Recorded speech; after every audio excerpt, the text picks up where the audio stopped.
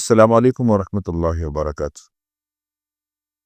بچوں اور بچیوں کی پتیاس اعمال اور اوصاف تعلیم اور تربیت کے لیے اس میں سے یہ ہے کہ جب نیند سے بیدار ہوں تو 7 چیزوں کا اہتمام کریں۔ سونا ہے مسنون اعمال کے ساتھ، مسنون دعاؤں کے ساتھ، اور جب اٹھتے ہیں تو 7 اس کے آداب ہیں کا اہتمام کرنے سے بچوں کی تعلیم اور تربیت پر اثر پڑتا ہے۔ کچھ مسنون آداب و اعمال ہیں ان کو اپنی زندگی میں لانے کی کوشش کریں۔ یہ آداب ہی انسانیت کی پہچان ہے۔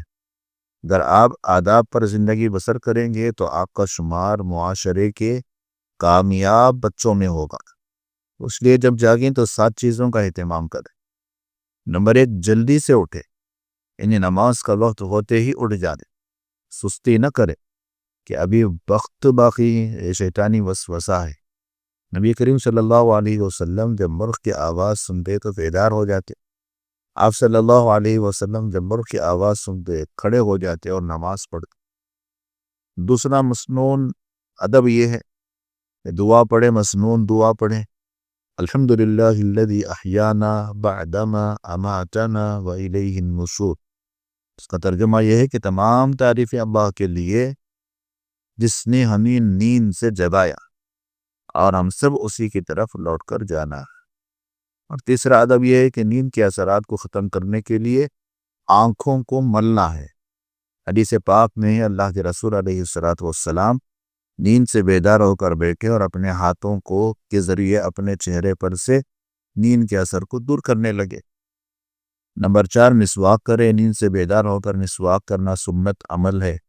حضرت حذیفہ رضی اللہ عنہ روایت کرتے ہیں نبی کریم صلی اللہ علیہ وسلم جب رات کو قیام کرتے تو اپنے دانتوں کو مسواک سے صاف کرتے۔ مسواک کی خاصیتوں اور خوبیوں میں سے یہ ہے کہ وہ چستی اور پھرتی لاتی ہے اور اس سے منہ کی بدبو دور ہوتی ہے۔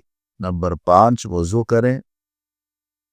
تم میں سے کوئی سو کر اٹھے تو وضو کرے اور 3 مرتبہ ناک صاف کرے، کیونکہ شیطان آدمی کے ناک کے بانسے میں رات گزارتا ہے۔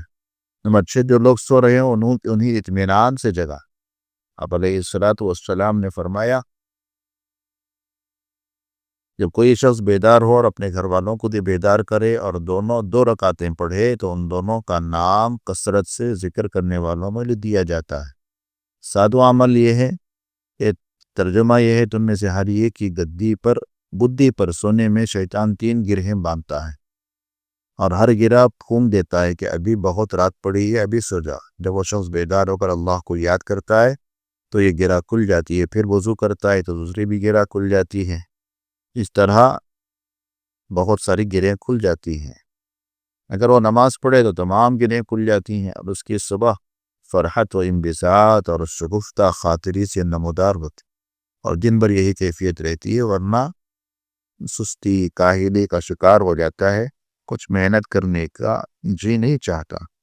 اللہ ہم سب ان سب باتوں پر ہمارے بچوں اور بچیوں کو اور ہم سب کو عمل کرنے کی توفیق عطا فرمائے۔ السلام علیکم ورحمۃ اللہ وبرکاتہ۔